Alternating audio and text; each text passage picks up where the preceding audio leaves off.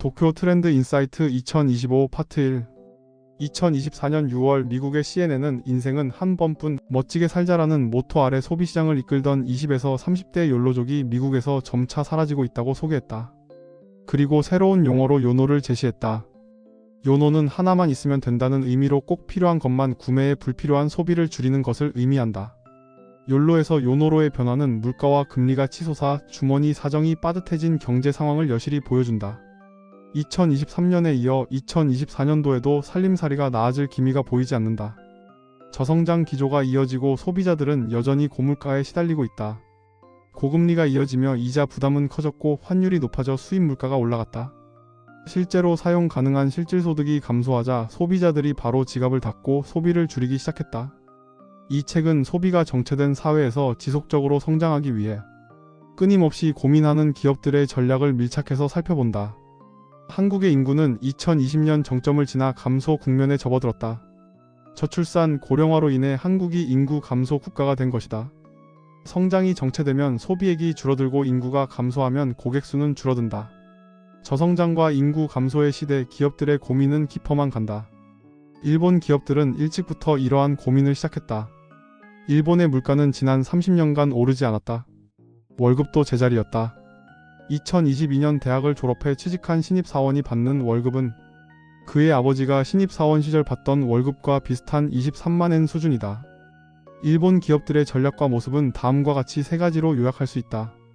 첫째, 소비자가 줄어드는 시장에서 어떻게 새로운 고객을 발굴할 것인가?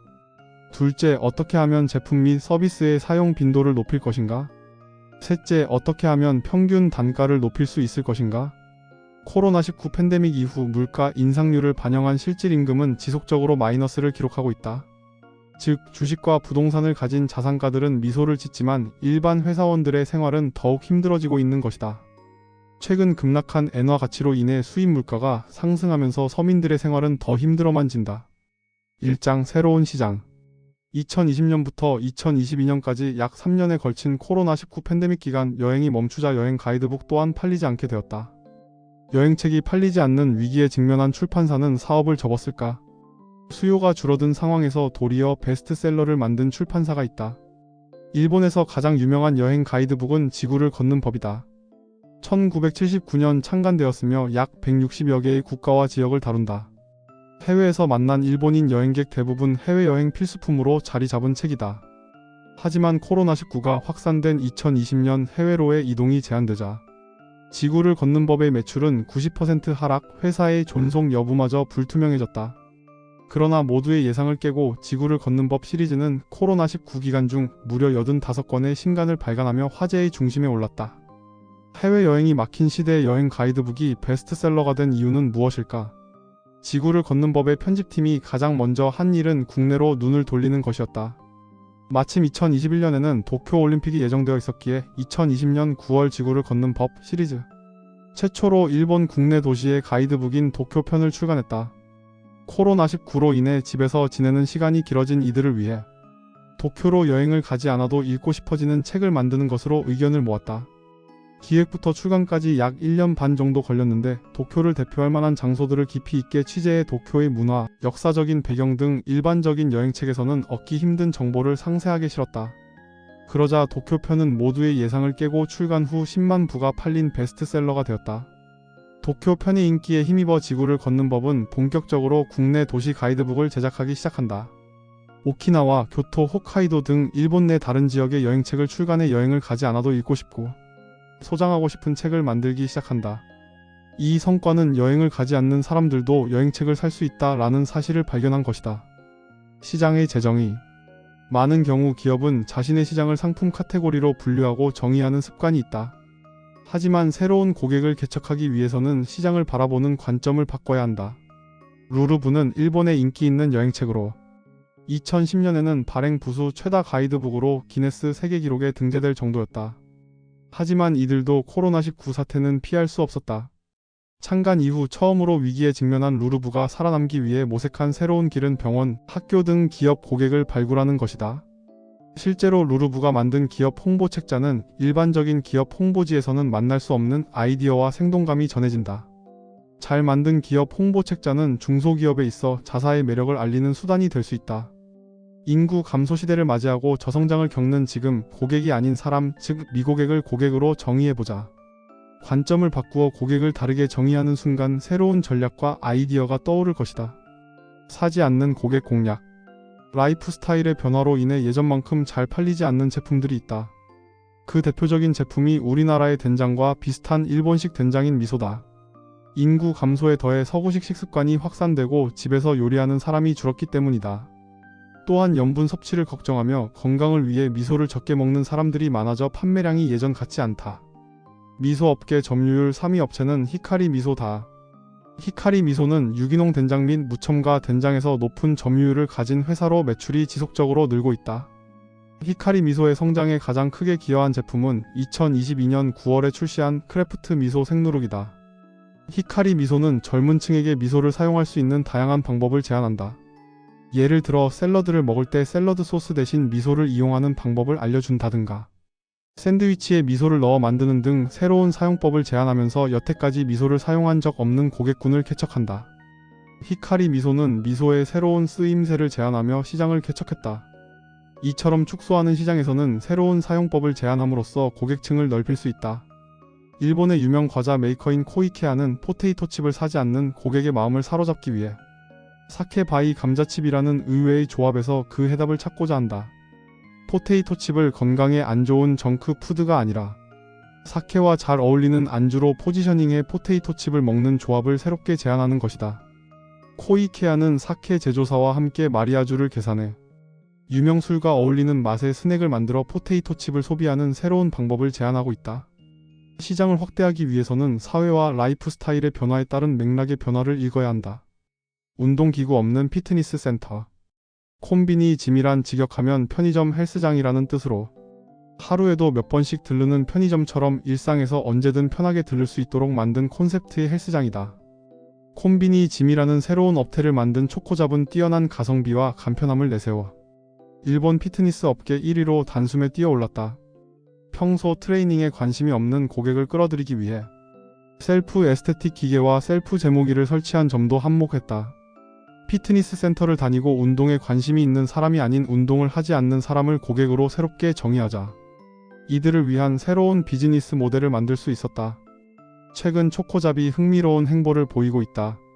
초코잡 점포 안에 노래방, 코인 세탁기 등 다양한 생활 서비스를 집어넣고 있는 것이다. 심지어는 각종 서비스만 들어가고 운동기구는 없는 점포까지 등장했다. 초코잡의 고민은 어떻게 하면 회원 수를 늘릴 것인가가 아니라 어떻게 하면 탈퇴의 이유를 줄여 기존 회원들을 정착시킬 것인가로 바뀌게 된다. 초코잡은 그 답을 서비스의 다양화에서 찾고 있다. 초코잡은 2024년 3월 세탁, 셀프 화이트닝, 공유 오피스 등 7가지의 새로운 서비스를 도입한다고 발표했다. 최근 초코잡은 실험적으로 운동기구 없이 다른 서비스만 있는 매장을 만들고 있다. 인구가 감소하는 상황에서는 소비자 한 명의 재구매, 재방문을 늘리는 것이 중요하다. 초코잡은 운동을 하지 않는 사람을 공략해 새로운 시장을 개척했다. 그리고 이들의 생활에 없어서는 안 되는 서비스를 제공함으로써 매일 초코잡을 방문하도록 유도한다. 맥주 시장의 변화. 아사히 맥주가 2022년 일본의 20에서 60세 성인 약 8천만 명을 대상으로 실시한 조사에서 성인 인구의 약 반 정도는 술을 아예 마시지 않는 것으로 밝혀졌다. 술을 마시는 인구가 줄어드는 현실에서 다양한 시도가 나타난다. JR 시부야역 신미나미 출구 근처의 편의점인 회미리마트는 매일 오후 3시가 지나면 술을 마시는 바로 변신한다. 2023년 8월 리뉴얼을 통해 매장 한쪽에 술의 미술관이라는 바가 들어선 것이다. 술의 미술관은 일본 전국에 약 80개의 바를 운영하는 회사다. 이곳은 위스키 1잔에 500엔부터 시작하는 저렴함을 무기로 점포 수를 확대 중인 프랜차이즈 바이다. 이러한 술의 미술관이 편의점과 협업해 여태까지 없던 새로운 업태인 컨비니언스 바를 만들었다. 컨비니언스 바, 줄여서 콤비니 바라고 불리는 바는 회미리마트나 로손과 같은 편의점 내부에 입주해 있다. 단지 장소만 편의점 안에 위치한 것이 아니라 주류를 제외한 편의점의 상품이라면 얼마든지 가져와서 먹을 수 있다. 콤비니 바는 일본 편의점 업계 2, 3위를 달리는 회미리마트, 로손과 함께 이미 11개의 매장을 운영하고 있는데 바와 편의점이 결합한 시너지가 크다. 콤비니 바라는 여태까지 없던 새로운 업태를 발굴한 덕분에 술의 미술관은 일본 최대 규모의 바 체인 중 하나로 성장하고 있다. 가치와 전략. 비싸도 소비자들이 구입하는 제품이 있다. 고가임에도 잘 팔리는 제품들은 무언가 다른 차별점으로 승부한다. 다른 경쟁자가 제공하지 못하는 차별화되는 가치를 제공해 소비자들을 설득해야 한다. 로고 없는 가전. 최근 일본에서는 가전제품에 붙어있는 브랜드 로고를 눈에 띄지 않게 하려는 움직임이 확산되고 있다. 비록 소소한 변화이긴 하지만 이러한 로고 리스는 최근 일본 가전업계의 트렌드가 되고 있다. 근본적인 원인은 기능이나 신뢰도가 상향 평준화되었기 때문이다. 50대 이상은 브랜드를 따지는 사람이 많지만 젊은 층은 디자인을 중시하며 자신의 라이프 스타일에 부합하는지를 기준으로 제품을 선택한다. 차별화 제품의 히트. 사소한 부분까지 세심하게 신경 쓰고 개발해 여태까지 없던 가치를 주는 제품은 저성장, 불황에도 상관없이 소비자들의 선택을 받는다. 이러한 상황에서 중요한 것이 바로 독창성이다. 비슷비슷한 제품 경쟁의 판을 깨고 새로운 혜택을 제안하며 돌풍을 일으킨 제품이 바로 한국에서도 유명세를 탄 아사히 슈퍼 드라이 생맥주 캔이다. 캔맥주 제품으로는 한계가 있다고 생각한 거품의 풍부함을 구현함으로써 맥주를 마시는 순간의 두근거림이라는 새로운 가치를 제공한다. 어떻게 하면 이자카야에서 맥주를 마시는 환경을 집에서 재현할 수 있을까? 이러한 문제의식에 마주한 아사히 맥주는 예전에 기각되었던 두 가지 기술인 풀 오픈 캔과 거품이 나는 캔을 결합하면 캔맥주로 거품을 낼 수 있으리라는 아이디어를 떠올렸다. 아사히 슈퍼 드라이 생맥주 캔은 출시 2년 만에 누적 판매량 4억 개를 돌파하며 지금 이 순간에도 잘 팔리는 스테디셀러 상품으로 자리 잡았다. 시간의 가치 활용. 최근 일본에서는 시간이라는 새로운 가치에 주목하는 기업들이 늘고 있다. 대표적인 예가 건강식품 브랜드인 사이클미이다. 사이클미는 일본 최대의 편의점 체인인 세븐일레븐과 미츠이 물산이 공동으로 개발한 D2C 브랜드로 콘셉트는 시간에 따라 선택하는 맛있는 영양이다. 사이클미의 특징은 아침, 점심, 저녁 등 시간대에 따라 사용할 상품을 지정하는 것이다. 무엇을 얼마나 섭취해야 하는지에 더해 언제라는 관점을 도입한 시간 영양학을 바탕으로 개발한 상품이다. 시간이라는 콘셉트에 특히 젊은 세대가 민감하게 반응하는데 최근 타이파라는 단어가 흔하게 사용되며 시간에 대한 가치를 의식하는 사람들이 많아졌다. 이러한 트렌드를 의식해 시간에 주목한 상품이 속속 등장하기 시작했으며 특히 시간대별로 다른 가치를 제공하는 음료나 술의 인기가 높다. 2장 소비하지 않는 20대를 설득하는 법. 일본의 Z세대는 성장을 경험해본 적이 없는 세대이다. 사회 전반적으로 절약 지향적인 소비 무드가 만연해 있다. 이런 사회 분위기 속에서 이들 또한 절약이 당연한 소비 습관으로 자리 잡는다. 코로나19 사태 이후 높아진 청년층의 경제적 불안감이 미국에서는 소비를 늘리는 방향으로 작용하고 있는 반면 일본에서는 소비를 줄이는 방향으로 작용하고 있는 것이다. 실제로 일본에서는 젊은 층의 소비 행태를 설명할 때 바나레라는 용어를 많이 사용한다. 바나레는 이별 혹은 분리를 의미하는 일본어로 특정 대상을 멀리하거나 갖고 싶지 않을 때 사용하는 표현이다.